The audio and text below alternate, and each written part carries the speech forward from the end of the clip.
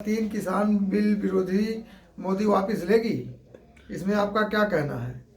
दरअसल बात यह है कि आपने जो क्वेश्चन पूछा है ये क्वेश्चन बड़े मार्के की है। आज हरियाणा के माननीय मुख्यमंत्री खट्टर साहब को किसानों ने इस प्रश्न का उत्तर दे दिया।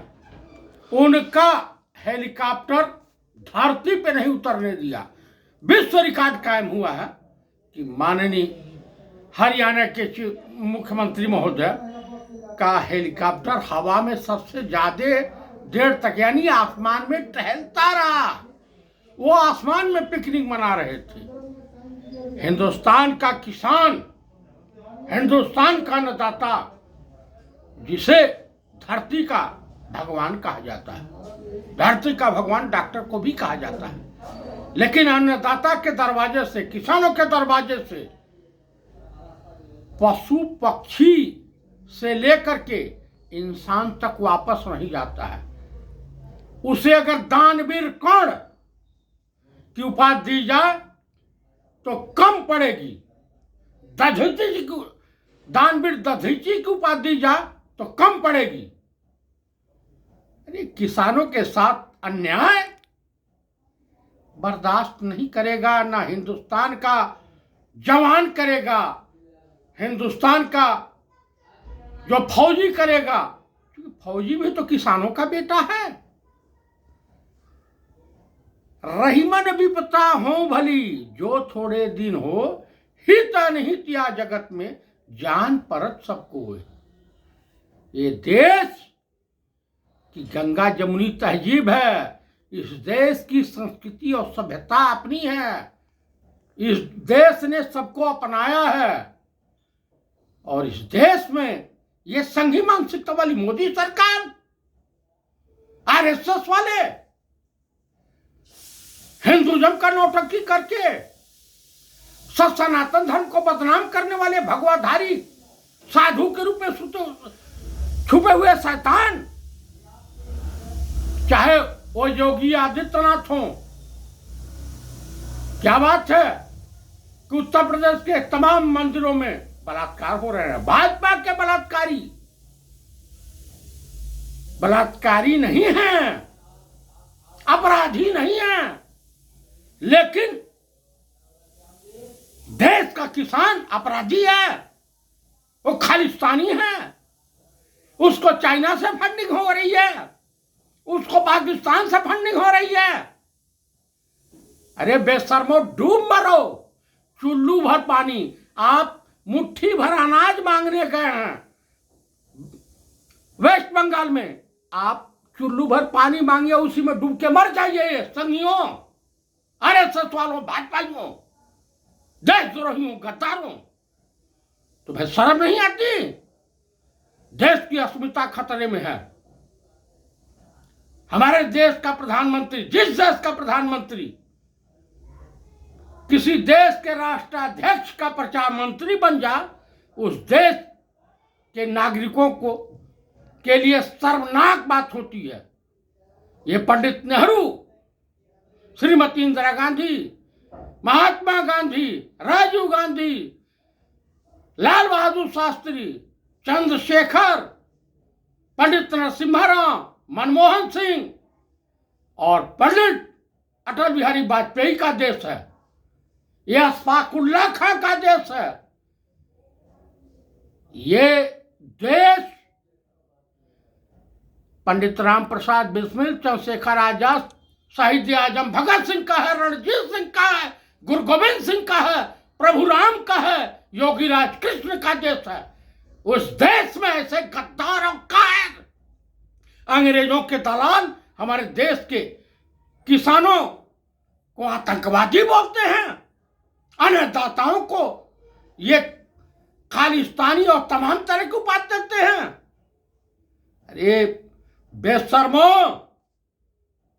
शर्म करो थोड़ी। अगर शर्म बची हो, तुम्हारा एक पूर्व एमएलए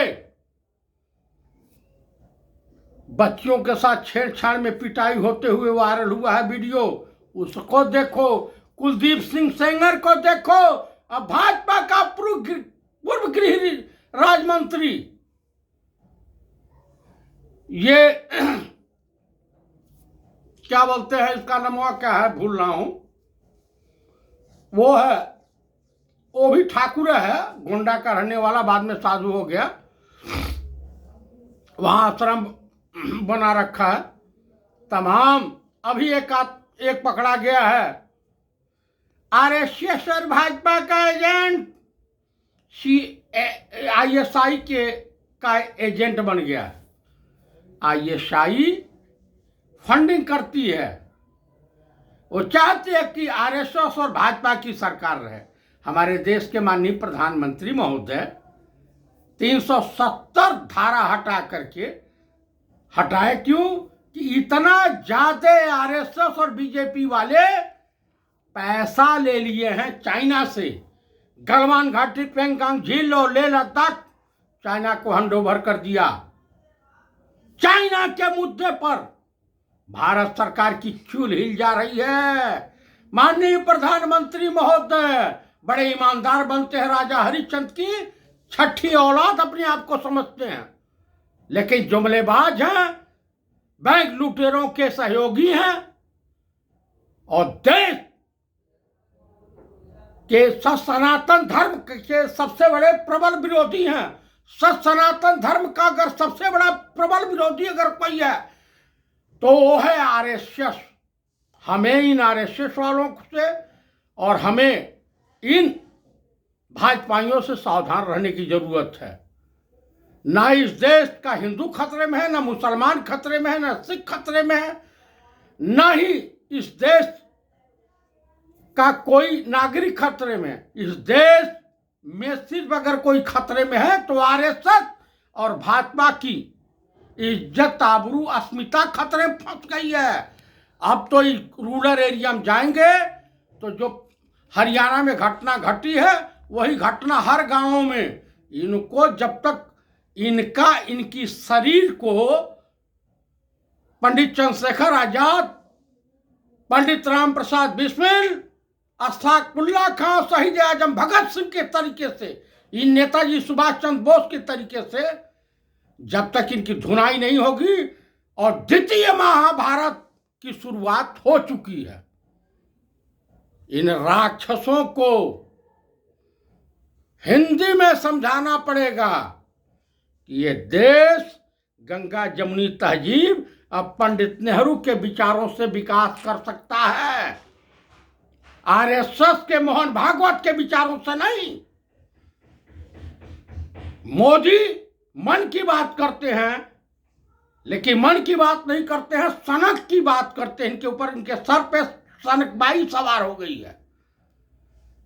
इसी के साथ मैं अपने वाणी को विराम देते हुए और अपने चाहने वाले, जानने वाले, पहचानने वाले सभी लोगों को प्रणाम करता हूं और आने वाले मकर संक्रांति की बधाई देते हुए सभी से, भारतवासियों से अनुरोध करता हूं कि आप लोग किसानों की आवाज़ बने, किसान आंदोलन को सफल बनावें तथा इस चैनल को अधिक से अधिक मात्रा में सब्सक्राइब करें, लाइक करें, शेयर करें और अपने अपने कैसा ये वीडियो लगा कमेंट करें। जय हिंद, जय भारत, जय जवान।